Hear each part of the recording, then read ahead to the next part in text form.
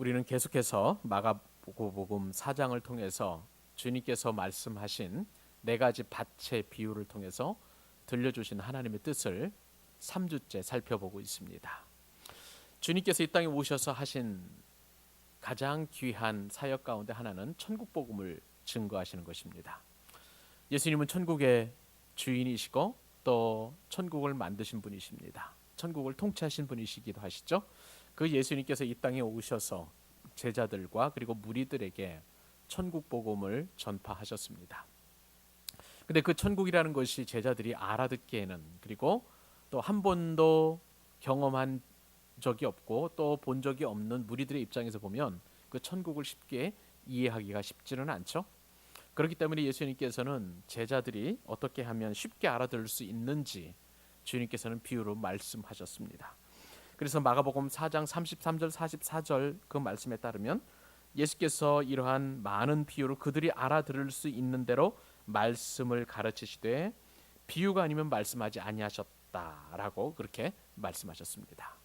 그만큼 비유는 하나님 나라를 설명하는 데 있어서, 그리고 천국을 가르치는 데 있어서 가장 중요한, 하나님 예수님께서 말씀을 증거하시는 중요한 화법 가운데 하나라고 할 수가 있겠습니다. 이제 주님께서는 이 천국을 비유를, 이제 천국 복음을 비유를 통해서 말씀하실 때 특별히 우리가 살펴본 것처럼 네 가지 밭의 비유에 대해서 말씀하셨습니다. 뿌리는 자가 있었죠. 이 뿌리는 자는 예수님으로 생각하시면 되겠습니다. 그리고 씨는 말씀입니다. 하나님 나라의 복음이기도 하고요. 그리고 나서 이제 그 여러 가지 이제 밭에 떨어지게 되는데, 뭐 길가밭에 떨어지게 되고, 또 더러는 돌밭에 떨어지기도 하고, 더러는 가시떨기 밭에도 떨어지기도 하고, 더러는 좋은 땅 옥토밭에 뿌려졌다. 성경에 이렇게 기록이 되어 있습니다. 이러한 예수님의 말씀을 통해서 이제 우리가 오늘 결론에 이르러서 주님께서 이렇게 비유하신 진정한 의미가 무엇인지를 우리가 살펴보고, 결국은 이 말씀이 우리를 향하신 예수님의 뜻이라는 것을 우리가 이제 깨닫게 될 터인데, 그 예수님의 뜻에 순종하면서 우리의 삶을 주님께로 향하는 그런 삶의 결단이 있을 수 있었으면 참 좋겠습니다. 우리가 지난주에 살펴본 대로 이제 농사에 비유하신 이 예수님의 비유는 모든 사람들이 다 알 수 있을 만큼 쉬운 비유였습니다. 하지만 이 말씀을 어떻게 하나님 나라와 연결할 수 있는지, 하나님 나라의 본질과 연관되어서 이렇게 해석하는 사람은 없었습니다. 그렇기 때문에 예수님께서는 이 비유에 대한 본래의 진정한 의미, 예수님께서 왜 이 비유를 통해서 하나님 나라를 말씀하셨는지를 이제 오늘 본문을 통해서 말씀하시는 것입니다. 제자들은 어려웠습니다. 이것이 하나님 나라와 무슨 관계가 있는지. 그렇기 때문에 제자들은 이 비유의 말씀의 의미를 좀 설명해 달라고 예수님께 요청을 하였습니다. 그래서 예수님께서는 11절 12절 말씀에 보니까 하나님 나라의 비밀을 너희에게는 주었으나 외인에게는 모든 것을 비유로 하나니 이는 그들로 보기는 보아도 알지 못하며 듣기는 들어도 깨닫지 못하게 하여 돌이켜 죄사함을 얻지 못하게 하려 함이라 라고 이렇게 규정을 하시고, 그리고 나서 이제 이 비유에 대한 이제 설명을 하신 것을 볼 수가 있습니다. 자, 이 씨, 하나님의 말씀이라고 말씀드렸죠. 천국이라고도 말씀을 드렸습니다. 길가에 뿌려져서 새들이 와서 먹었다라고 이렇게 주님께서 비유로 말씀하셨는데, 이것을 또한 주님께서 해석을 해주셨습니다. 그것은 뭐냐면은 씨로 상징되는 하나님의 말씀을 들었지만 사탄의 방해로 말미암아 말씀에 전혀 감동이 없었다는 것입니다. 그것이 바로 15절 말씀입니다. 말씀이 길가에 뿌려졌다는 것은 이들을 가리킴이니 곧 말씀을 들었을 때에 사탄이 즉시 와서 그들에게 뿌려진 말씀을 빼앗는 것이요. 말씀은 뿌려지지만 사탄이 즉시 그 말씀을 거두어가 버린다는 아주 놀라운 말씀의 해석이라고 할 수가 있겠습니다. 자, 이번에는 두 번째 밭이죠. 16절과 17절 말씀에 따르면 돌밭에 뿌려졌다는 것에 대한 주님의 설명이 나타나 있습니다. 말씀을 들을 때 즉시 기쁨으로 받았다는 것이죠. 말씀을 들을 때 이 정도만 해도 우리는 참 감사하고 좋은 일인데, 하지만 그 속에 뿌리가 없어서 잠깐 견디다가 말씀으로 말미암아 환난이나 박해가 일어날 때 넘어지는 자다라고 이렇게 돌밭에 뿌려졌다는 것에 대한 설명을 주님께서 말씀해 주고 계시는 것입니다.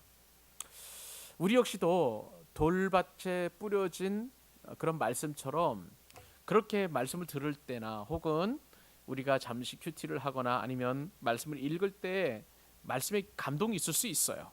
그리고 그것이 기쁨이 될 수는 있습니다. 그런데 깊은 뿌리, 말씀에 뿌리가 없다 보니까 뭐 약간의 어려움이 생기거나 내지는 정말 인생의 고달픔이나 박해나 환난이나 고통이나 곤고가 다가오게 되면 깊이 그 말씀에 뿌리를 내리지 못하고 그리고 이 그 말씀 때문에 넘어지는 사람이 있다는 것입니다. 우리 주변에도 그런 사람들이 의외로 많이 있죠. 신앙생활 잘하는 것 같고 신앙생활 오래 하는 것 같지만 그러나 신앙의 연륜이 반목을 주는 것이 아니라 그것이 신앙의 좋고 나쁨을 가르는 어떤 판별식이 아니라 말씀에 깊이 뿌리 박힘이 얼마 정도 박혀져 있는 것인가가 굉장히 중요하다는 것을 우리는 이 비유를 통해서 예수님의 설명을 통해서 깨닫게 됩니다. 세 번째 밭은 가시떨기에 뿌려진 그러한 말씀의 밭이죠. 그런데 이 사람들은 말씀을 듣기는 하지만 세상의 염려나 재물의 유혹이나 기타 욕심이 들어와서 말씀을 막아 결실하지 못하게 된다는 것입니다. 뿌리도 어느 정도 잡힌 것 같습니다. 그리고 또 그 말씀이 나름대로 좀 발화해서 좀 착상이 되는 것 같지만 그러나 궁극적으로 이렇게 길가밭에 가시떨기 밭에 뿌려진 이 사람에게 있어서는 두 마음을 품은 자들이죠. 세상의 염려가 와서 햇빛을 가로막고 그리고 또 이 말씀이 성장하거나 또 발육되지 못하도록 막는 것, 재물이나 또 욕심이 들어와서 그렇게 말씀의 번성함을 막는다는 것입니다. 그럴 때 이 사람도 역시도 결실하지 못한다는 것이 주님의 교훈이기도 합니다. 그리고 우리가 잘 아는 것처럼 이제 좋은 땅에 말씀이 뿌려지게 되는데 이 좋은 땅에 말씀이 뿌려지게 되면 이제 그것이 30배, 60배, 100배의 결실로 맺어진다는 것이 주님의 귀한 설명이기도 합니다. 우리는 이 네 가지 밭 가운데 어떤 밭이 되기를 원하는지 나름대로 그것은 분명하게 정해져 있습니다. 길가도 아니고 돌밭도 아니고 가시떨기에 뿌려진 그런 말씀의 밭도 아닌 것입니다. 우리는 누구나 다 좋은 밭에 뿌려져야 하는 것입니다. 자, 그러면 주님께서 이제 우리의 이제 목표를 정확하게 이제 규정이 되었는데 그렇다면 주님께서는 이 말씀을 통해서 우리에게 무엇을 과연 궁극적으로 말씀하시기를 원하는지 두 가지 깊은 의미를 우리가 살펴보도록 하겠습니다. 첫째 교훈은요, 이 말씀을 통해서 농부된 예수님의 마음을 바라보라라는 주님의 교훈입니다. 농부이신 예수님의 마음을 바라보라는 것이죠. 사실 주님께서 지금 마가복음 4장에서 이 비유를 말씀하실 때에 예수님의 그 사역의 시점은 초창기였습니다. 초창기에 많은 기적과 이사가 나타났죠. 그리고 또 하나님의 나라의 복음이 왕성하게 확장되어 갔습니다.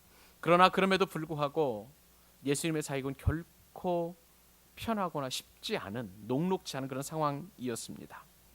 예수님께서 온갖 고생을 다 하시면서 하나님 나라의 복음을 선포하셨음에도 불구하고 어찌 보면 인간적인 관점에서 봤을 때 열매가 없는 것처럼 그렇게 보였습니다.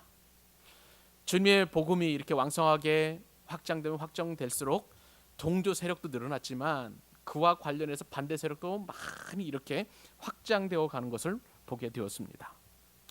우리가 예전에 많이 살펴보았습니다마는 서기관과 바리새인들이 예수님을 없애버릴 음모까지 꾸미는 그런 일들도 일어나게 되었죠. 심지어 이 사람들은 예수님의 사역을 친히 목격하고도 바알세불을 지핀 것으로 그렇게 이야기하기도 하였습니다. 이 상황 가운데서 예수님의 편이 되어줄 법한 예수님의 가족들 역시도 예수님에 대하여 미쳤다라는 그러한 인식이 있었었고요. 어떻게 해서든지 예수님의 어머니 마리아를 포함해서 예수님의 동생들은 예수님을 이제 고향집으로 데리고 가려는 그러한 상황이 전개가 된 것입니다. 이런 상황에서 우리가 판단해 볼 때 파종으로 친다면, 농부가 씨를 뿌리는 그런 파종의 개념으로 본다면, 예수님께서는 그동안 말씀의 씨앗을 뿌린 것이 길가밭이나 또 돌밭이나 가시덤불에 떨어진 씨앗들과 같은 그러한 형태가 되고 말았습니다. 어떻게 보면 시간 낭비였고, 어떻게 보면 에너지 낭비였고, 어떻게 보면 하나님의 나라가 전혀 확장되지 못하고 완성되지 못하고 실패가는 것만 같은 그런 상황에 놓이게 된 것이죠.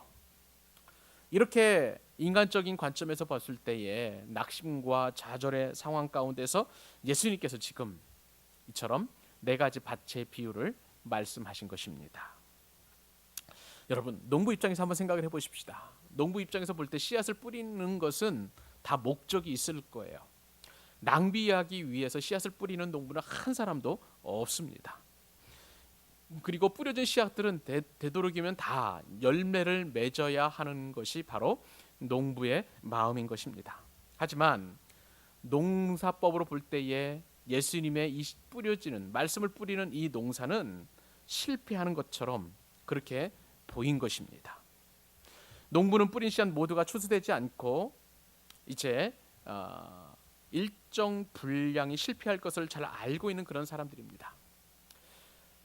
우리도 이제 지난 월요일 날 씨앗을 뿌려봤습니다. 무시도 뿌려보고 또 파시도 좀 심어보고 해봤는데, 거기서 어느 정도는 씨앗이 발아하지 않겠지라는 그런 마음이 없지 않아 있는 것은 사실이에요. 물론 이제 더 다 발아하면 또 이제 중간에 솎아내기는 해야 되겠지만은 어느 정도 실패할 것을 감안을 해서 이제 무씨를 한 구덩이에 넣을 때 뭐 4개 내지 5개 아니면은 3개 정도 넣어서 그 중에서 살아갈 수 있는 확률을 높이는 것으로 이렇게 씨를 뿌려 보았습니다. 그런데 농부는 씨앗을 뿌리는 과정에서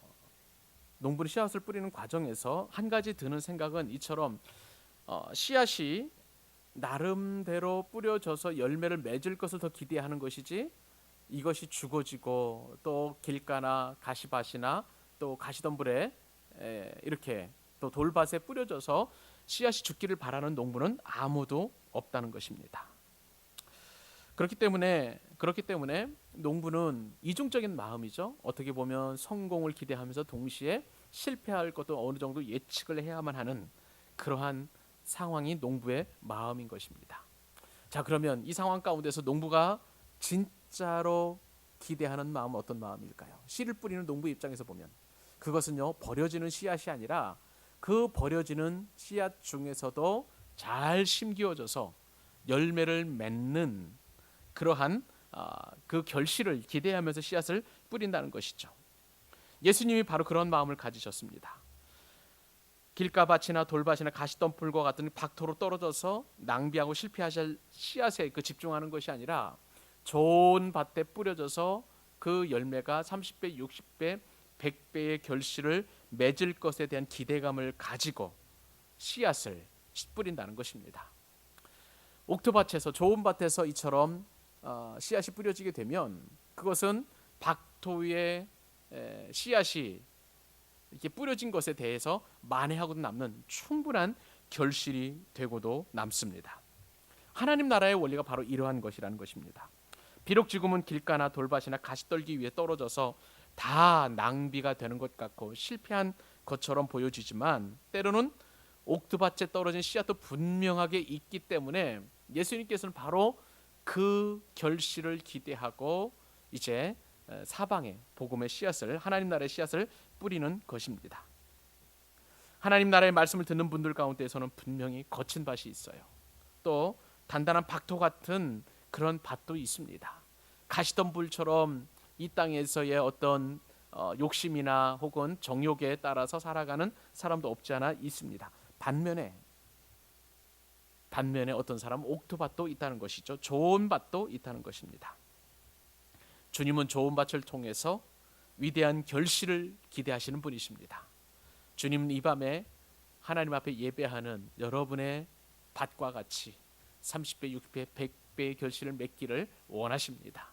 그 귀한 주님의 마음을 닮아서 우리가 많은 열매를 맺어드리고 주님을 기쁘시게 하는 그러한 우리의 삶이 될 수 있기를 주님의 이름으로 축복합니다. 한 가지 더 오늘 본문을 통해서 우리가 깊이 또 알아야 될 그러한 교훈은 이 네 가지 밭 가운데 옥토밭, 좋은 밭과 같은 마음을 가지라는 것입니다. 예수님은 이 말씀을 통해서 오늘 교회 안에서 예배드리는 사람들의 마음을 네 종류로 나누고 계십니다. 똑같은 모습으로 하나님 앞에 예배를 드린다고 할지라도 하나님의 눈으로 볼 때에 밭의 종류가 확연하게 구분이 된다는 것이죠. 첫 번째 밭은 이제 길가입니다. 여기서 밭은 여러분의 마음이라고 적용하셔도 다르지 않습니다. 여기서 밭은 마음이라고 생각하시는 것이 더 우리에게 쉽게 다가올 수 있는 교훈이라고 할 수가 있겠습니다. 우리 길가 마음이라고 할 수가 있겠죠. 길가 밭에 뿌려진 씨앗이라고 한다면 이제 하나님의 복음의 말씀이 길가 같은 마음에 뿌려지게 됩니다. 근데 이 길가 밭과 같은 그 마음은 구약 성경에 따르면 딱딱한 마음이라고 이렇게 표현되어 있습니다. 완고한 마음이죠. 고약한 마음입니다. 또 결코 주님의 마음에 변화되지 않을 것만 같은 견고한 마음, 그것이 바로 길가의 마음이라고 보시면 되겠습니다. 자, 그런데 이러한 길가에 뿌려진 하나님 나라의 말씀은 어떻게 되냐면은 새들이 와서 쪼아 먹는다고 그랬습니다. 그리고 주님께서 이제 그 말씀을 15절에 설명하실 때에 길가 마음에 뿌려진 것은 새들, 곧 사탄을 가리키는 것인데 사탄이 즉시 와서 이제 이 길가 마음에 뿌려진 말씀의 씨앗을 다 제거해 버린다는 것입니다. 그런데 이 말씀과 병행하는 그런 본문이 마태복음에 기록되어 있는데 마태복음에서는 이 길가의 마음을 조금 오늘 우리가 살펴보는 마가복음하고 좀 다르게 보고 있는 것을 우리가 좀 살펴볼 필요가 있습니다. 다 같이 우리 마태복음 13장 19절 말씀 한번 찾아보도록 하겠습니다. 신약성경 마태복음 13장 19절 말씀 같이 읽어보도록 하겠습니다. 자, 마태복음 13장 19절 읽습니다. 시작. 아무나 천국 말씀을 듣고 깨닫지 못할 때는 악한 자가 와서 그 마음에 뿌려진 것을 빼앗나니 이는 곧 길가에 뿌려진 자요. 자, 여기에 보면 마가복음 말씀하고 마태복음 말씀이 좀 달리 표현되어 있는데, 자, 이 길가 마음에 뿌려진 그 천국 말씀은 길가 마음에서는 깨닫지 못한다는 표현으로 하고 있습니다. 즉, 이 깨닫지 못한다는 것은 길가 마음을 가지고 있는 사람의 능동적인 행위가 되는 것이죠. 자, 여기서 깨닫지 못한다는 것은 지적 깨달음이나 학력이 높고 낮음을 혹은 이해력이 많으냐 적으냐 그런 차이가 아닙니다. 깨닫다라는 것은 아주 이제 중요한 단어인데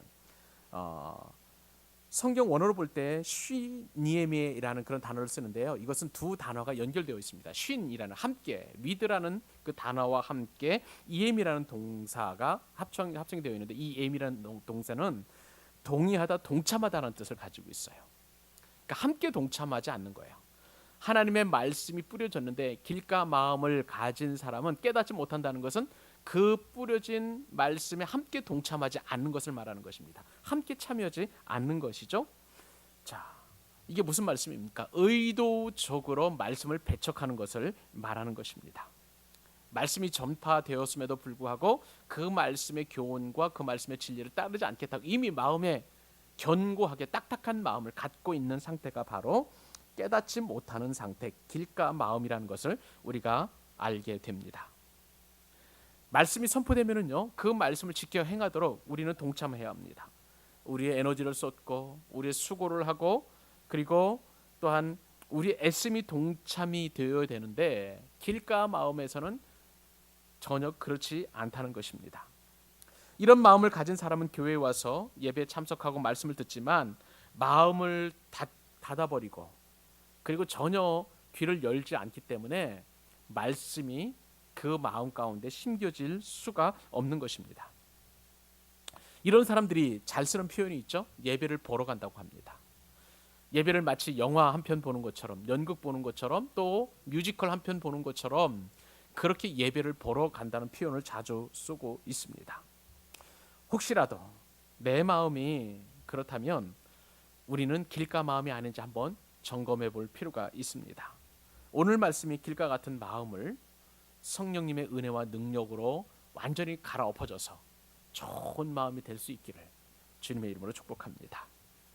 자, 그 다음에 우리가 또 살펴볼 것은 돌밭 같은 마음입니다. 이것은 얄팍한 마음이라고 할 수가 있습니다. 얄팍한 마음. 이 밭에 뿌려진 씨앗은 싹은 나죠. 그러나 뿌리가 깊지 못하기 때문에 해가 돋은 후에 곧 말라 죽게 되어버리는 아주 일시적인 기쁨만 있는 그런 형태가 되는 것입니다. 이런 마음밭은 설교를 들을 때 잠시 좋아하는 것이죠. 기쁨을 받습니다. 하지만 주님께서 이 밭에 대한 설명을 하신 것처럼 환난이나 핍박이 일어나면 인내하지 못하고 신앙생활에서 떠나버리는 그런 사람인 것입니다. 성경은요, 신앙을 마라톤이라고 그렇게 말씀하십니다. 마라톤 가운데 가장 중요한 것이 무엇일까요? 완주할 때 중요한 것은 바로 인내라고 할 수가 있습니다. 여러분, 신앙생활에 지름길은 없습니다. 신앙생활의 비결은 없습니다. 매주 같은 예배를 드리고 매주 같은 어떤 소그룹 모임에 가고 매주 같이 훈련을 받고 매주 같은 봉사를 하게 되면 너무나 지루할 수가 있는 것이죠. 그런데 이런 상황 가운데서 우리가 가장 집중해야 할 것은 인내입니다. 왜 인내를 해야 될까요? 이 땅을 살아갈 때에 반드시 우리 가운데는 폭풍우가 몰려오게 되어 있습니다. 신앙적으로 도전과 그리고 어려움이 분명히 다가올 텐데, 그런데 우리가 인내하지 않으면 그 말씀이 잠깐 들어와서 기쁨을 누린다 하더라도 뿌리가 깊지 않기 때문에 인내하지 않으면, 오랜 시간 동안 말씀을 숙성시키지 않으면 곧바로 이제 말씀의 기쁨이 사라져 버리는 안타까운 일이 일어나게 된다는 것입니다. 그러므로 환난과 핍박을 인내할 때 우리의 마음의 돌들은 다 사라지고 좋은 이제 마음밭이 되는 것이죠. 우리의 마음을 그렇게 변화시켜 나가는 은혜가 있었으면 참 좋겠습니다. 세 번째 밭입니다. 세 번째 밭은 가시덤불과 같은 그러한 밭인데, 이것은 우리 어떤 마음을 말하느냐? 질식된 마음을 나타내는 것입니다. 이 밭은 돌밭과 달리 뿌리도 깊이 내려서 일시적으로 잘 자라는 것처럼 보입니다.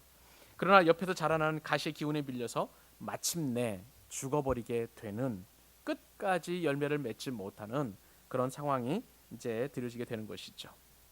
이런 마음밭을 가진 성도들은 교회에서 예배로 잘 드리는 것 같고 봉사도 열심히 하는 것 같지만, 그러나 막상 열매는 없습니다. 왜 그렇습니까? 그 마음 가운데 문제가 있는데 마음에서 가시가 자라가고 있기 때문에 그렇습니다. 예수님께서는 그 19절 말씀에서 이 말씀을 비유를 해석하시면서 그 가시가 무엇이냐, 그것은 이 세상의 염려다, 또 재물의 유혹이다, 기타 욕심이다 라고 이렇게 설명을 해 주셨습니다. 사랑하는 여러분, 여러분에게는 어떤 염려가 있습니까? 재물의 유혹입니까? 아니면 이 세상 것에 대한 욕심입니까? 또한 어떠한 근심이 우리들 마음 가운데 있습니까? 그러한 가시들이 우리들 마음 가운데 이렇게 지배하고 있다면 말씀을 받긴 받아도 그것이 일시적인 기쁨이나 일시적인 그러한 한계에 부닥쳐서 열매를 맺지 못한다는 것입니다. 그러므로 우리는 우리 마음 가운데 있는 혹시라도 있을 법한 염려와 근심과 걱정과 또 재물의 유혹과 욕심을 반드시 제거해야만 좋은 밭이 되어서 열매를 맺을 수 있다는 것입니다. 그러한 좋은 밭으로 나아가는 일에 있어서 우리의 걸림돌 되는 모든 것들을 제거할 수 있기를 바랍니다. 마지막으로 이제 결실을 맺는 좋은 밭입니다. 일종의 옥토밭이라고 할 수 있는데, 이것은 열린 마음 혹은 부드러운 마음이라고 할 수가 있습니다. 이런 마음을 가지면 무엇보다도 하나님의 말씀을 잘 받고 영적으로 그것을 잘 이해합니다. 그 말씀을 잘 받는 사람들의 공통된 특징이 있습니다. 눈이 반짝반짝 빛나고, 그리고 말씀을 받을 때 사모하는 심령을 가지고 하나님의 말씀을 받게 되니까 내 마음 가운데서 그 말씀이 열매를 맺어져 가고 기쁨도 생기고 또 인내도 하면서 풍성한 결실을 맺게 되는 것입니다. 우리는 모두가 다 옥토밭을 꿈꿔야 하는 것입니다. 좋은 마음의 밭이 있어야 되는 것이죠. 좋은 마음밭이 우리 마음 가운데 이루어질 때에 오늘 주님께서 우리에게 말씀하시는 것처럼 그 결실은 상상을 초월하는 초자연적인 법칙으로 나타나게 됩니다. 30배로 결실을 맺고 60배로 결실을 맺고 100배까지도 결실을 맺는 엄청난 복의 복이 주어진다는 것입니다. 그러므로 우리는 누구나 다 옥토와 같은 마음밭이 되어야 되는 것입니다. 예수님께서 기대하시는 것은 바로 그 예수님의 말씀을 통해서 선포된 하나님 나라의 복음이 좋은 마음밭에 뿌려져서 이처럼 풍성한 결실로 맺어지는 것을 주님은 기대하시고 또한 바라신다는 것입니다. 오늘 본문과 병행하는 누가복음 8장 15절 말씀에 따르면 이 좋은 밭에 뿌려진 씨앗을 이렇게 주님께서 해석해 주셨습니다. 좋은 땅에 있다는 것은 착하고 좋은 마음으로 말씀을 듣고 지키어 인내로 결실하는 자다라고 이렇게 설명하셨습니다. 즉 우리가 지금까지 살펴보았던 여러 가지 다른 밭의 문제점들이 다 일시적으로 해결이 된 그런 상태의 좋은 밭이라고 할 수 있는 것이죠. 자, 좋은 땅이 있다는 것은 착한 마음으로 받는 것입니다. 좋은 마음으로 주의 말씀을 받는 것이고 그것을 말씀을 듣고 지키는 것입니다. 그리고 일순간에 지키는 것에서 벗어나서 인내하면서 끝까지 견뎌낼 때에 30배, 60배, 100배의 결실로 맺어진다는 것입니다. 우리는 바로 이러한 좋은 마음의 밭이 되어서 주님께서 우리에게 말씀하신 것처럼 30배, 60배, 100배의 결실로 맺어지는 은혜를 경험하게 될 줄로 믿습니다. 자, 말씀을 정리하기를 원합니다. 우리 모두는 예수님께서 오심으로 말미암아 하나님의 나라가 임한 사람들입니다. 누구에게나 하나님의 말씀의 선포가 그리고 하나님 나라가 선포가 되었습니다.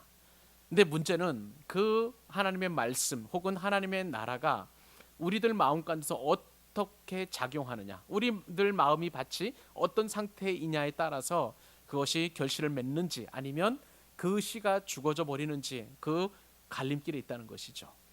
애석하고 불행하게도 수많은 사람들이 길가에 있는 마음밭을, 딱딱한 마음밭을 가지고 있는 사람이 적지 않습니다.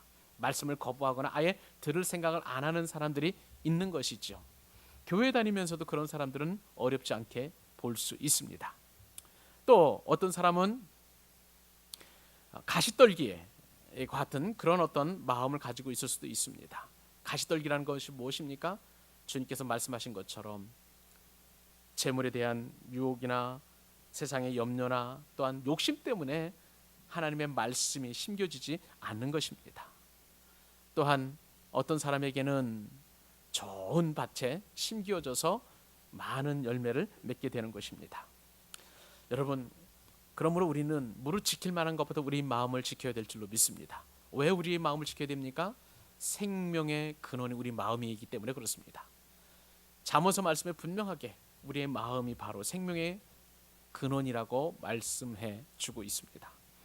결국은 마가복음 이 내 밭의 비유를 통해서 주님께서 우리에게 기대하시는 것은 이처럼 많은 결실을 맺는 것입니다. 하나님의 말씀은 지금도 선포되어지고 있습니다. 그런데 그 말씀을 받는 우리의 마음밭이 과연 어떤 밭인가? 우리는 길가밭입니까? 돌밭입니까? 가시떨기 밭입니까? 아니면 좋은 밭입니까?